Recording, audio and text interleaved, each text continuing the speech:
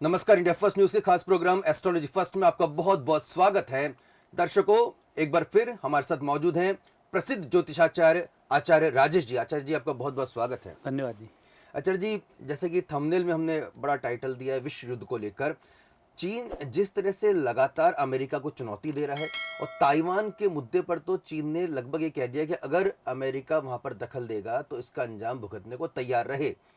ये कई दशकों बाद इस तरह के संवाद देखने को मिल रहे हैं जहां पर चीन जो है अमेरिका, जो कि अंकल सैम कहते हैं, जो विश्व शक्ति है सबसे बड़ी, उसे सीधे तौर पर चुनौती दे रहा है। मैं आपसे जो समझना चाहता हूं वो ये कि क्या चीन वाकई में इतना ताकतवर हो गया है कि अब अमेरिका उसके सामने कुछ भी चुनौती नहीं रहा है, और आने वाले दिनों में किस तरह का घटनाक्रम देखने को मिल सकता है? इसमें आशुतोष जी कुछ ऐसी परिस्थितियां हैं जो धीमे धीमे कहीं ना कहीं विश्व युद्ध की तरफ जा रही हैं, क्योंकि हमने पहले भी एपिसोड्स बनाए, उसमें मैंने बताया कि ये इस तरीके की जैसे छद्म युद्ध है, कोरोना वायरस को इनको सहारा देना, तो इस तरीके से युद्ध की शुरुआत है। अजरबैजान लड़े, आर्मेनिया लड़े, ये भी वही था। तो ये एक धीमी धीमी शुरुआत हो चुकी है। अब इन सब शुरुआतों में जो परेशानी का एक विषय है वो जब किसी व्यक्ति के अंदर लोभ जगता है, तो ये सारे युद्ध लोभी व्यक्ति के कारण होते हैं, ये अपने अपने कोई गहरे स्वार्थ जुड़ जाए तो उसके कारण होते हैं। चीन को आज ये लगता है कि आज मैं एशिया की एक महाशक्तियों में इसमें हूँ, वो है भी, पर उस महाशक्ति के रूप में ये विश्व की शक्ति बताना चाहता है। तो एक उसका उद्देश्य भी ठीक है। अमेरिका को यदि देखा जाए तो अमेरिका ने आज तक जो दादागिरी की है उस दादागिरी का भी कहीं ना कहीं से एक हल निकलना बहुत आवश्यक है। तो इन सब आध्यात्मिक पक्ष को देखते हैं, भौतिक पक्ष को देखते हैं, ज्योतिषी पक्ष को देखते हैं और वर्तमान की परिस्थिति को देखते हैं। तो उस परिस्थिति के अनुसार जो हरकत चीन कर रहा है ये हरकत ग्रह अधीन ही है, कि ऐसा वहाँ राष्ट्रपति का बनना और लगातार विस्तारवाद की बातें करना। अब वो तो ताइवान की बात करता है कि ताइवान मेरा है, भारत में अरुणाचल की बात करता है, तिब्बत उसने भारत से छीन ही लिया है, भारत के और जगह की बात करता है। अभी उसने किसी एक देश के हवाई अड्डे पर भी उसने कब्जा कर ही लिया है जी। तो ये जो उसका विस्तार जिस तरह से चल रहा है और वहाँ जिस तरह से मुस्लिमों को मार देता है, जिसको चाहे उसको उठा ले जाता है, जब चाहे तब जो उसको करना होता कर लेता है, अब अन्य कोई शक्ति उसके सामने आ नहीं रही है। वहीं अभी हमने देखा अफगानिस्तान में जिस तरह से उपद्रव खड़ा हुआ, किसी ने कोई हाथ नहीं डाला वहाँ पर, और लगातार लोगों की हत्याएं होती रहीं। तो यह जो परिस्थिति बनी, इस परिस्थिति में पहले अमेरिका दखलंदाजी करता था, लेकिन अमेरिका की दखलंदाजी अब कम हुई। और शक्तियों में ग्रह योग जो बताते हैं यह भी अभी अमेरिका को बहुत अच्छा नहीं बतलाते हैं कि 2000 के बाद से अमेरिका भी लगातार, शनि की महादशा 2026 तक है, ये लगातार कमज़ोर होता चलेगा और उस कमज़ोरी के कारण उसको नई नई समस्याओं का सामना करना पड़ेगा। एक तो खुद ही क्यों उलझ रहा है और दूसरा चीन से उसका टकराहट है। तो यह जो आपका प्रश्न है कि अभी चीन किस कंडीशन में है, ताइवान के ऊपर कैसे धमकी दे रहा है, तो धमकियों का विषय यही है कि वो उतना शक्ति संपन्न तो है कि किसी भी देश को लंबा नुकसान वो पहुंचा सकता है, और यदि ऐसे में उसकी दादागिरी बोलने में चल जाती है तो बहुत अच्छा है। तो इसलिए पहले वाक युद्ध ही होता है, तो वाणी से भी युद्ध चल रहा है, जब धरातल पर आएगा तब परिस्थिति कुछ और होगी। जिस तरह से अमेरिका की जो बड़ी सुरक्षा एजेंसी है पेंटागन, उन्होंने भी चिंता जाहिर की कि चीन कई ऐसी चीज़ों में महारत हासिल कर चुका है, सैन्य क्षमताओं में वो क्षमताएं अमेरिका के भी बूते के बाहर है, और ऐसी स्थिति में अगर टकराहट होती है तो उन्होंने कहा कि अमेरिका कमज़ोर पड़ सकता है।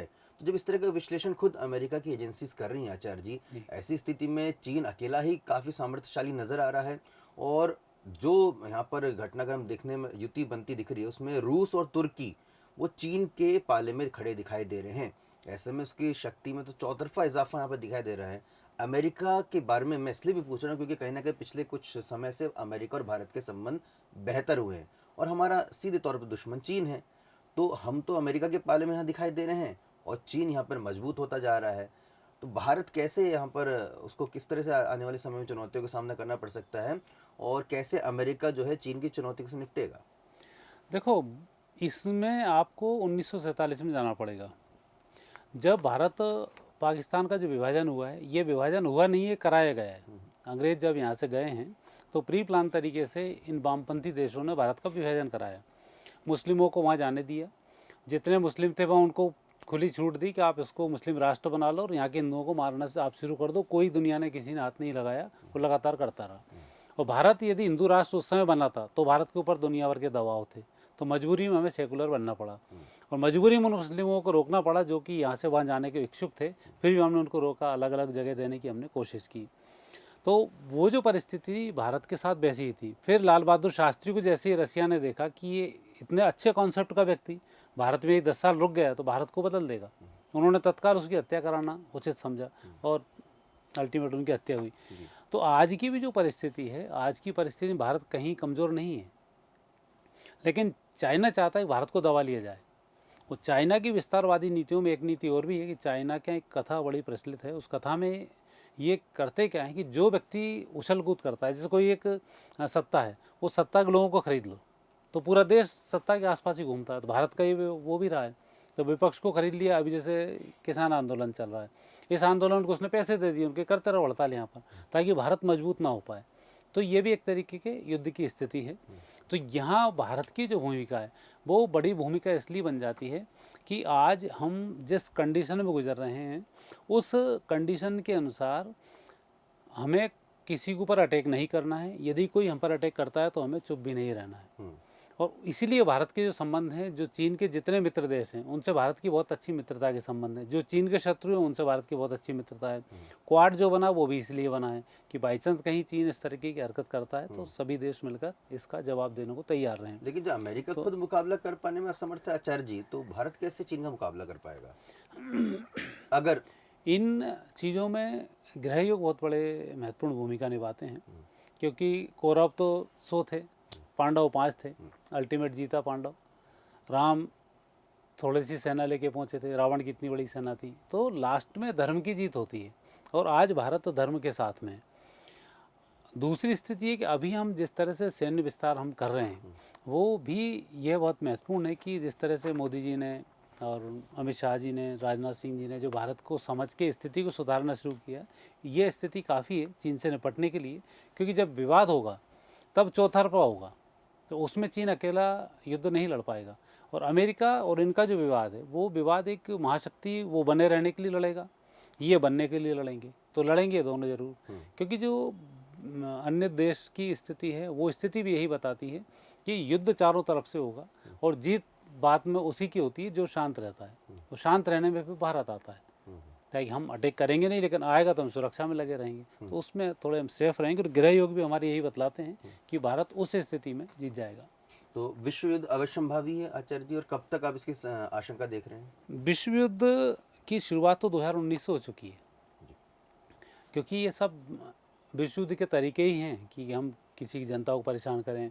म्यांमार को देखा, म्यांमार राष्ट्रपति शासन लग गया, पाकिस्तान की स्थिति बेकार चल रही है, इजराइल इनका युद्ध हो चुका है। तो ये सब धीमे धीमे चलते जाएंगे, क्योंकि हर युद्ध ऐसे ही होता है, धीमे धीमे शुरू होता है फिर एक बड़ा रूप ले लेता है। तो वो सब युद्ध हैं। अब 2022 में इकोनॉमिक स्थिति चीन की ओर गिरेगी।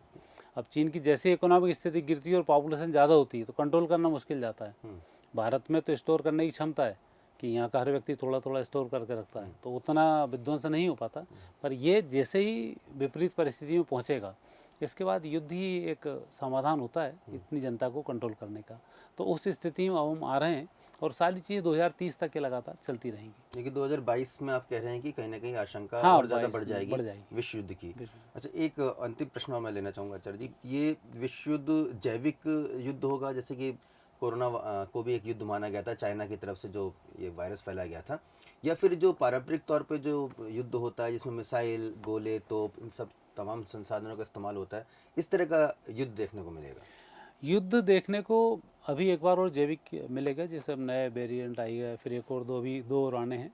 उसके बाद फिर धीमे से ये, क्योंकि इनकी जो प्लानिंग के अनुसार ग्रह देखा जाए तो फरवरी 2023 से जब शुक्र चलेगा तब फिर इस स्थिति में चीन आएगा कि ये किसी पर अटैक कर सके। तो ये 2023 का इंतजार कर रहा है। 23 के बाद ताइवान से ये युद्ध की शुरुआत होगी, जो फिर लगातार बढ़ती ही चली जाएगी। लगातार बढ़ती जाएगी, यानी कि केंद्र जो है ताइवान बनेगा। भारत यहाँ पे तटस्थ रहेगा, भारत यहाँ पर कूदना पड़ेगा? नहीं, भारत को कूदना पड़ेगा, क्योंकि जो परेशानी अभी भारत के साथ पाकिस्तान का जो विवाद है वो सुलझाना भारत को जरूरी है 2022 और 23 में, और गृह योग भी ऐसा बताते हैं। उससे शुरुआत धीमे धीमे होगी, यानी वो भी एक हाँ, युद्ध का हिस्सा बनेगा। हाँ, युद्ध का हिस्सा बनेगा। बहुत ही महत्वपूर्ण जानकारी। और दर्शकों, डिस्क्रिप्शन बॉक्स में हम आचार्य जी की पूर्व में लगभग 1.5 साल पहले की गई वो भविष्यवाणी भी आपको इसका लिंक दे रहे हैं, जिसमें आचार्य जी ने तब ये भविष्यवाणी कर दी थी कि चीन जो है वो कहीं ना कहीं विश्व युद्ध का एक कारक बनेगा, और उसकी इन्हीं हरकतों की वजह से जो पूरा का पूरा विश्व जो है वो एक बड़े संकट की ओर बढ़ेगा।